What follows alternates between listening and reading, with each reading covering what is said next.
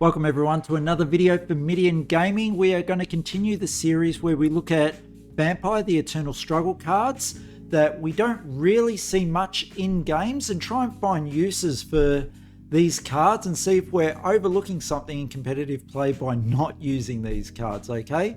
So welcome. Any ideas or comments? Yeah, please throw them down below in the comment section and I try and follow up these when I can, okay?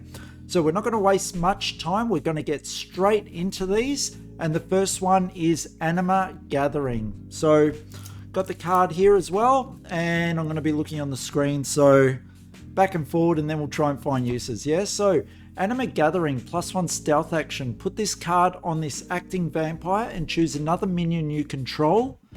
Burn this card if this minion unlocks. During your unlock phase, you may choose not to unlock this minion as normal. The chosen minion gets +2 intercept. Wow. And if you've got it as at advanced as above, and the chosen minion also gets +1 bleed. Now, normally looking at this card, I was a bit meh, but then I thought about coming up with some ideas for it. So immediately I'm looking at the eye symbol and I'm thinking to myself, what's the cheapest vampire I can get that's got the advanced specs, yeah? So let's just do this, yeah? So I'm using the Amaranth site, so I'm going to go off Anima Gathering. I'll go into the crypt and we'll just look for the advanced eye discipline and max cap of, let's say 3 or 4, shall we? Done.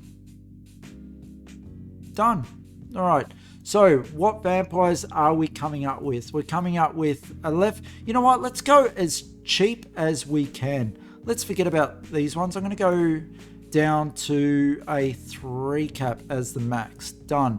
And we come up with 4 vampires, okay? We've got Isabel de Leon, which is a 2. We've got Martin Frankel. And what else do we get with Martin? Gets -1 bleed when bleeding a Methuselah. You know what? We don't really care. All we care is that they are able to get the Anima Gathering off and stay tapped. Now that's a 3 cost. They're all 3s. We've got VJ. Now here's a 6. And we've got Zoe at a 2. So we've got a 2, a 6, a 3, and a 2. So we're doing better in the 2, 3s, and 4 vampires, although we can do 5s and 6s if we consider using VJ for this. So they go for the Anima Gathering and they stay tapped in order to give +2 intercept to the other vampire and the +1 bleed being advanced. Now, what vampires would we use for that? Immediately for myself, if I'm thinking of that, I want a vampire with probably Fortitude, Advanced Fortitude, or any type of Fortitude, and probably a +1 intercept to give it a straight +3 intercept. I also probably want some bounce and some bleed. So let's see what we've got in store for that. So we'll get rid of the 3 cap max. We'll take away the specs because we don't really care. We're just after and what was it? I said some dominate and I wanted fortitude, didn't I? All right, so let's take a look at that. Oh, we've got quite a list of stuff. So let's take a look. So we've got a 6. Let's go for the bleed as well, shall we? Why not? Yeah, let's try the bleed as well. So we'll add a bleed.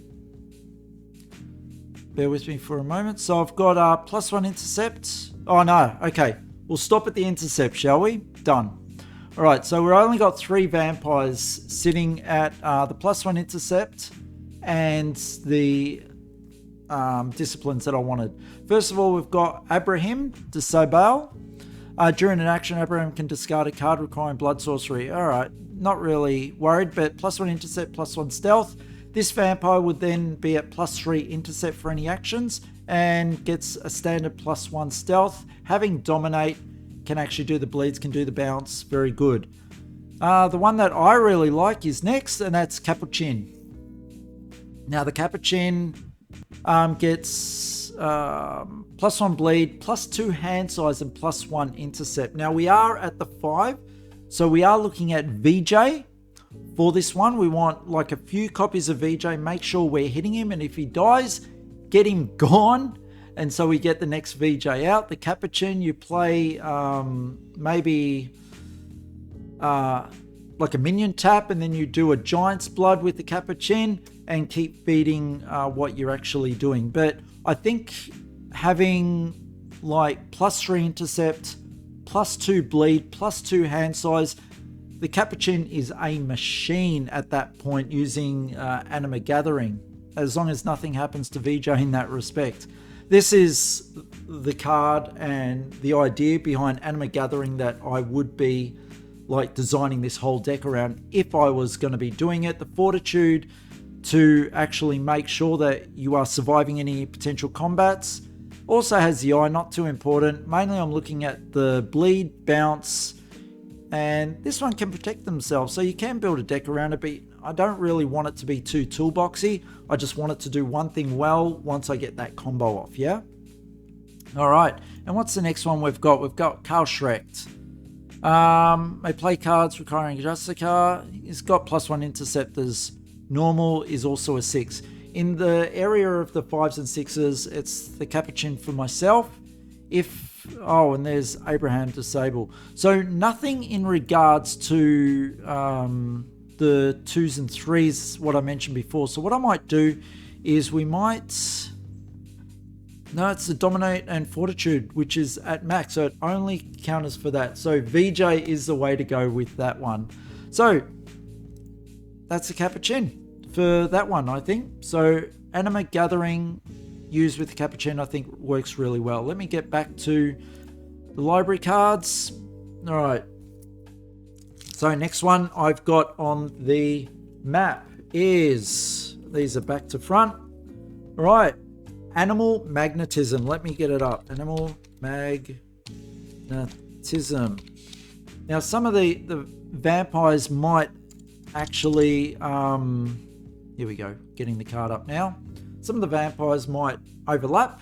We'll just see how we go. So, Animal Magnetism. This vampire gets 1 vote, and at advance in both disciplines, so it's a multi-discipline card, this vampire gains 3 votes. Not always really like usable card, you would think, but then where are we going with this? We're looking at a potential vote deck. And Animalism and Obfuscate, I think we all know what that is. It's going to be the Nosferatu type clan. So let's go into the crypts. Let's do this again with the disciplines. We're going to go with Advanced Animalism, Advanced Obfuscates to get the votes. And what vampires are we looking at? We're looking at, Nos and Anti-Nos as well. So we'd go through all of these and try and find how we're going in regards to vote decks. Like that card is giving the +3 votes. Are we building a whole deck around it? I don't know. I don't think so. It's not really that kind of card. However, if we're needing the votes, these are the type of vampires that we're using. I think we've got a 6 cap in there somewhere. Like anything with Kalian is awesome. Like built full decks around this guy. Casino Reeds, Cedric, some great memories. Cock Robin, look at that card, yeah. So Sibel, Kaizek, so there's ways to do it. Like this gets +1 intercept during directed action. So let's take a look at that. Why don't we put intercept into this and talk about a vote deck that intercepts others and maybe bounces a little bit, yeah? So we'll throw a little bit of intercept. No, we'll keep it as intercept. So what we've got is 4 vampires then. We've got the Dowager, Primogen. We've got a Bishop with +1 strength and the +1 intercept when attempting to block a Camarilla vampire. Now, we've got Sergei. What does Sergei do? Look at the active Methuselah's hand and can burn 1 blood to discard 1 action card from it before the block resolution. Not bad with the +1 intercept. And Teresita gets +1 intercept against Camarilla vampires. So pretty good, yeah. You can control a voting table and use the intercept, the inbuilt intercept from these vampires from 6, 7, 9 and 10 caps to actually build your game around using animal magnetism. Have I got it in the camera? No, there it is. Animal magnetism. So, yeah, interesting. And what areas are these ones from? That's a 3, that's a 5, can't be used, 3, and a 6. So we're right in the middle. Use 2 or 2 on the other one. This one, you've got a Primogen, and you've got just normal Camarilla. This one, you've got Blackhand Seraph, and you've got a Bishop. So, yeah, kind of a harder card to use, but yeah, just one of the cards that when I was sorting through cards, I found I was like, I wonder what I'd use this one for. Now, Arcanum Chapter House Alexandria is the next one that we're going to be looking at. Each of your predator and prey burns 1 pool during his or her unlock phase for each hunting ground he or she controls. Any minion may burn this card as a D action. So straight off the bat, I'm looking at clans that may not have a hunting ground. They really want to stick the finger to many of the other clans that do. Something like a Blood Brothers, who, hoping that they can actually defend this card, can actually put it out and stick it to the finger to everyone else that's actually got a hunting ground. Just everyone else losing a pool really helps. And when they come in for a D action, it's not at stealth. They can actually jump in the way and get rid of some of those cards that are sitting in their hand, just so they can cycle through and get the cards that they need in other ways. So I think it's quite an interesting one, especially if they're using something like Annex. Now, bear with me one moment. I'm just going to look up Annex. Storage Annex. So as well as putting cards in the Storage Annex, giving their hand more, which Blood Brothers would appreciate, many clans would, but in this case, by using the Arcanum Chapter House, they can really build up the cards that maybe they need. Interested to hear your thoughts on other clans that would benefit from something like this, the Arcanum Chapter House. And it is a unique location and something that you want to defend while it's hurting everyone else, yeah? All right. So next card we are going to look at. Take a look at this one. All right. Haven't seen this one for a while. All right, here we go. Antediluvian Awakening. Let's read this card. Put this card in play.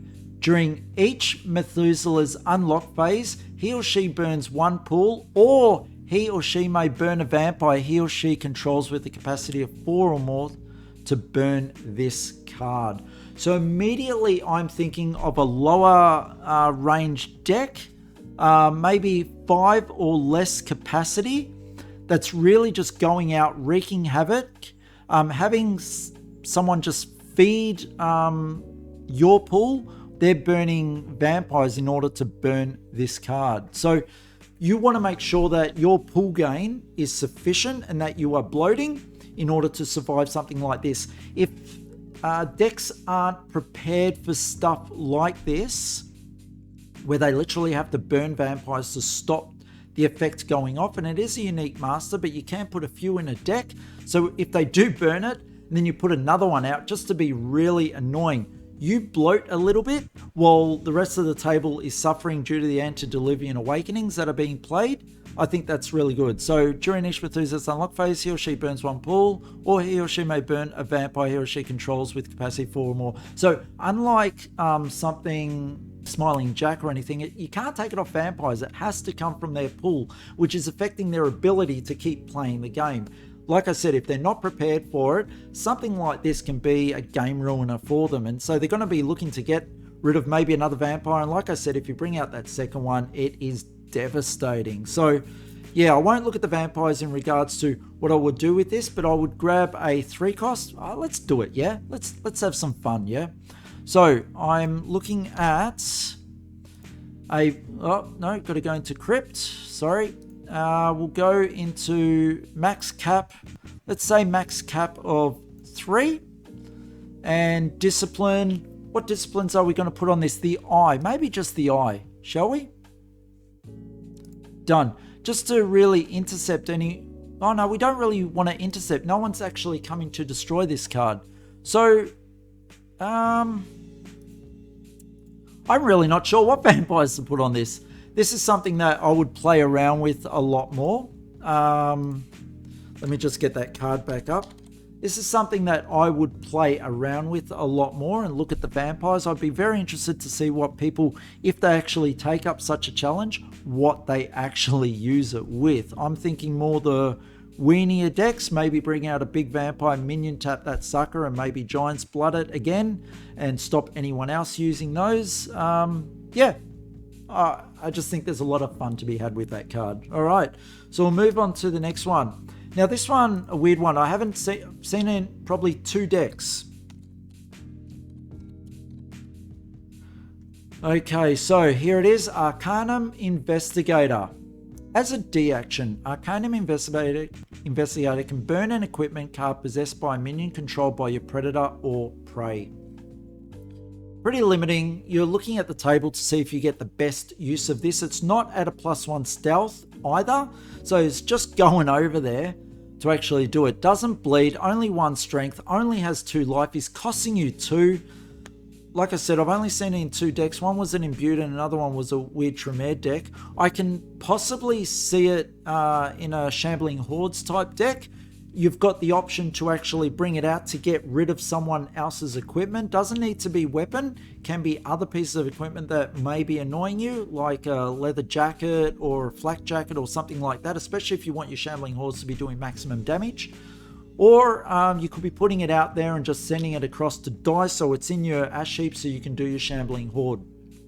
That's where I see this type of a deck going in regards to this, or turning it into a Wraith. Maybe? Don't know. Yeah, pretty limited. Like I said, haven't seen it used much in the decks. I do like the whole factor of the Arcanum. When in the role-playing game myself, I really liked that book that they brought out, which was all about the Arcanum and everything else, the FBI agents and that. But for use within the game, pretty limiting. Would really, you know, it's like that. I'm going to use this as an insurance policy against weapons, and then I'm going to go look for it if I can find it. Yeah. Plus, it's an action to get him out, which is costing 2. So there you go. All right. Last card that we're going to talk about today, which is one that I was like, I don't know if I should do it because I can't really find a use for it. But the more I looked at Argent Baton, the more I understood this card. Now let's look at it, okay? Strike, strength +1 damage. If the opposing minion is a werewolf, the bearer can make a ranged strike to burn 4 life from that werewolf. How many metas are you playing in, like your local group, where werewolves are a massive problem? In ours, we might see one, Renegade Garou or an Ossian, maybe. And the price on Ossian makes it pretty restrictive unless you're playing with proxies or someone's lucky enough to have an Ossian. I do, but yeah. And is it worth putting in the deck for that? When you look at this in light of that, it's a free cost. It's doing strength +1 damage, base, yeah? It is a promo card. Let's take a look at examples of other cards that are like it. And let's just see. So, no disciplines. We'll say clanless. So just to knock it down a bit. And done. What do we have? So, we've got a 2 costs. Now remember, obviously if something costs something, it's going to work a lot better. So let's just go through and find all the 0 cost stuff. So 2, a gate, nothing for strength. We're only looking for stuff that's going to apply a strength bonus, yeah? So, titled non-anarch vampires get +1 strength combat with this minion. Not something. There's Argent Baton.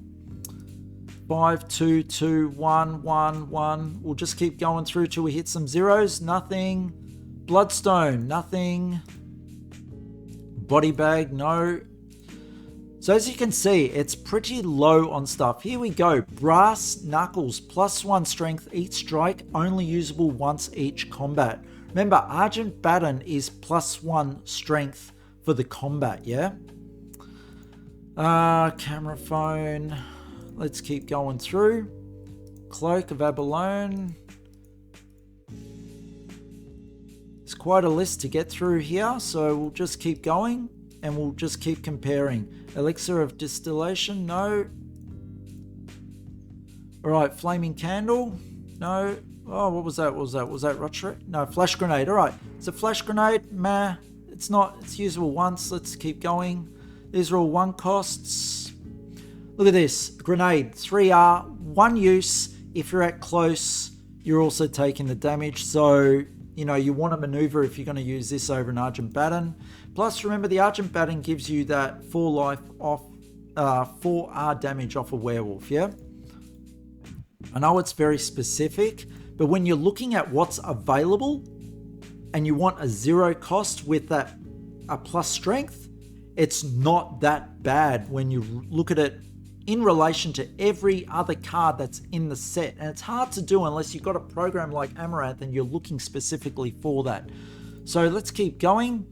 Oh, Ivory Bow, fantastic. That's well underpriced. 1R damage each strike, but it's never been fixed. It's never going to be fixed. Jar of Skin Eaters. Oh, I thought I said clanless, but this came up with the clan one.